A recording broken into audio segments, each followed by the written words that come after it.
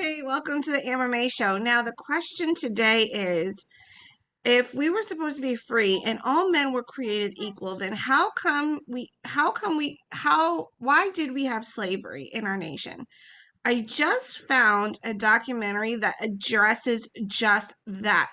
Come take a look at this. Let me share this and check this out, because this is a good question. Because right now, what's going out there is this 1619 project that is trying to change our true history, and they're trying to dismantle everything about our country so that communism can come in, because we are the last thing that prevents communism from being a worldwide epidemic. Okay, this is the land of freedom. This is where people can come to and be whoever they want to be.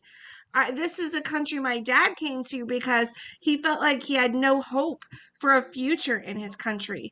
And when he came here, he was able to develop and build so much. And so that's the allure of our country, but that's the truth of our country. It's not a caste system. You're not confounded by what your parents did. If your parents did something, you could do it better. So it's this idea of prosperity, this idea of freedom that doesn't exist anywhere else in this world. So I want you to check this out and see what you think. Question remains, if the founding fathers believed in freedom, then why did they have slavery? The Declaration, as approved by the Continental Congress, has a list of charges against King George III. And following the rules of rhetoric, you start with the least and you end with the worst, right?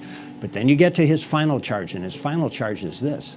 He says, King George III has created cruel war against human nature itself, enslaving men, and Jefferson puts men, right? So any question here about were blacks included under all men are created equal? Yes. Abraham Lincoln thought that the bloodiness of the Civil War was spiritual payback for the sin of slavery. So yes, absolutely, we understand the contradiction, as Lincoln put it, between the theory of equality and the practice of slavery at the time. But here's the point. The founders were aware of that contradiction. And they all envisioned, especially at the time of the founding, slavery gradually withering away. Thomas Jefferson, after we declared revolution and each state wrote its own constitution, Thomas Jefferson, a slaveholder, proposed that Virginia outlaw slavery in its constitution. So this caricature that you had these evil, rich white men who designed a constitution to keep the poor down and to keep minorities down and to keep women down. It's so easy to see the falsehood of that if you just spend a little time reading what they actually said and were trying to do. Frederick Douglass, to Abraham Lincoln, to Martin Luther King Jr., who all said that your Declaration and Constitution are wonderful, noble principles. Now just live up to them better. Right? They would replace that with the rejection of the Declaration of Independence, the rejection of equality of opportunity, and government intervening in order to ensure equal outcomes, which means an end to individual liberty. It's certainly true that in the 18th century, everyone was a racist.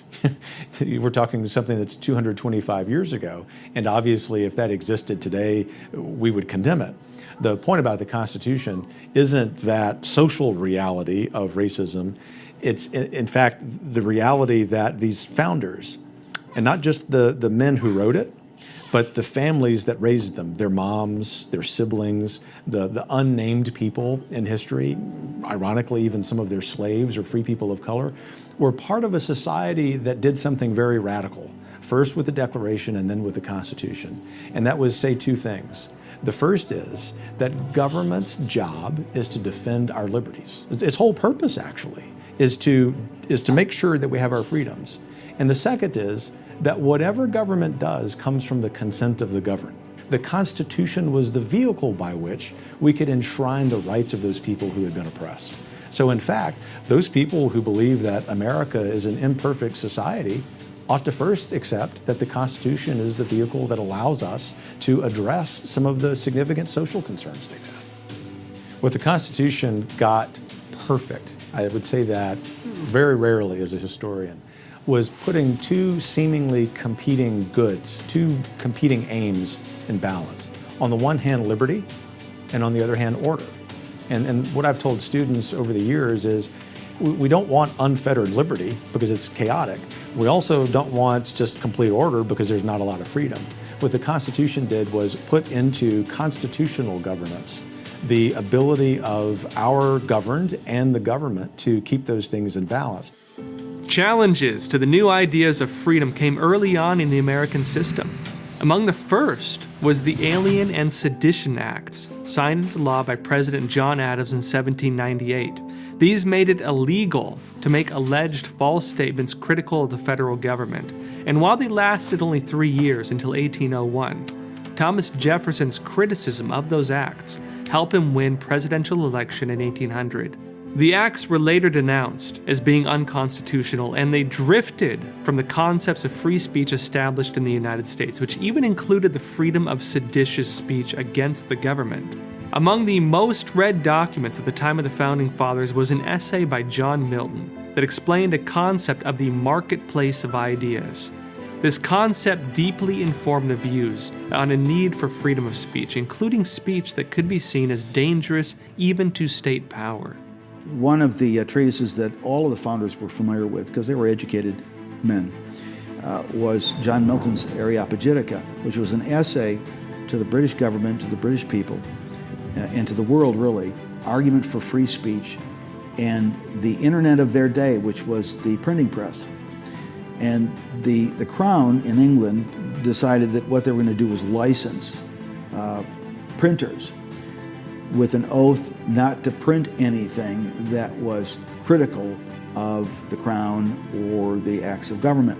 And Milton's point was, don't shut down the printing press, don't gag order the printers, don't require a loyalty oath from printers, because that way you will not have the diversity of opinion that's necessary for the good ideas to rise.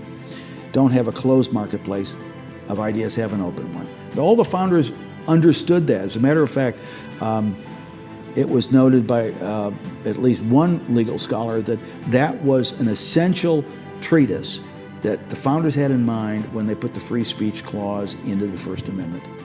Not only that, but the freedom of the press, the freedom of the printing press, and the freedom of editorial control of newspapers of their day to have a wide variety of opinions.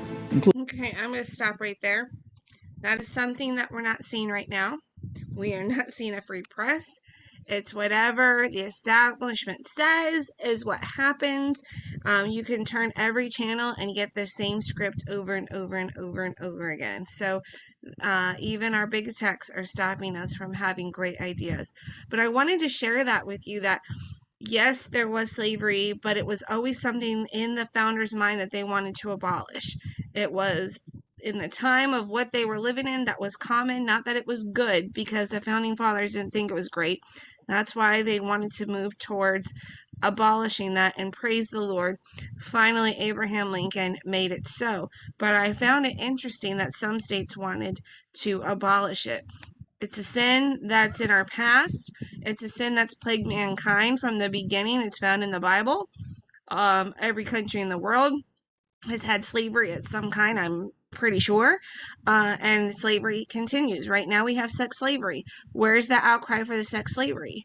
And then with communism, it kind of comes back to slavery, really and truly, because you have the elites doing whatever they want, and then they tell you what you can and cannot do, and there's no freedom in that. And when there's no freedom, that's slavery. That's the opposite of slavery. And so that's why the American people have fought so hard to keep America free, because we didn't want a communist country. Our founders didn't want that, and President Ronald Reagan thought he had defeated it. But now they come in through the inside, and they're wanting to take your freedom away and my freedom away. And frankly, I don't want a big government, and I don't want to be a slave. And I have a feeling you don't either. So, was there a sin of slavery? Sure. But was that the final thought of our founding fathers? No, they had a vehicle and they were going to use that vehicle to abolish slavery, and eventually it was abolished. Anyways, I hope you have a fantastic day. I will see you later.